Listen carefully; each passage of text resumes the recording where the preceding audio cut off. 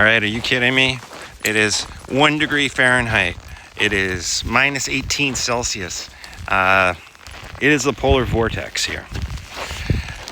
Most people think treasury management is about avoiding volatility, to change the subject. But that's the mistake. Volatility isn't the real risk. Correlation is.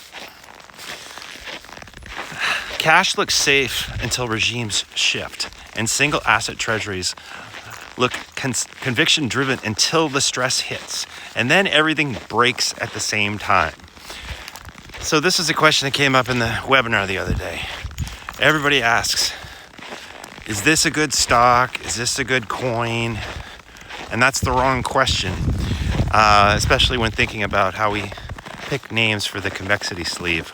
The right question is, how does this behave when everything else is failing?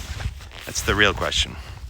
In stress, diversification collapses, and assets that look independent converge to one. So that's when treasuries have a problem. And anti-fragility, some people don't like me using that word, doesn't mean taking more risk. It means structuring so that uncertainty works for you, not against you. So that's why the convexity sleeve at EMJX exists. It's not to chase returns, and it's not to be early, but it's to inject non-linear upside without increasing ruin risk. We got to turn back. It's too cold here this morning. So every asset has to pass 4 filters. Can an asset survive drawdowns? Does it improve the regime optionality? Does it stay liquid under stress conditions? And is governance around it non-negotiable? If you fail one, it's gone. It's out. There are no exceptions.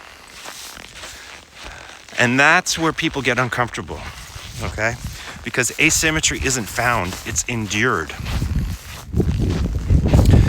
It requires sitting through ridicule, holding through drawdowns, and being wrong publicly, waiting longer than most people can tolerate. So here's the counterintuitive part. Some operating companies and some equities and some infrastructure, like assets, can be less correlated than crypto in certain regimes. Labels don't matter, but behavior does. So no, not every treasury should hold the same assets, but every treasury should ask this one important question. Does my balance sheet benefit from volatility, or does it fear it? So anti-fragility is not a kooky word or a slogan, it's architecture. And that's why I do this personally, not because I'm always right, but because I've built systems that don't require me to be right. All right, Teddy finally is doing his business. That's the difference between speculation and design. And that's day 158.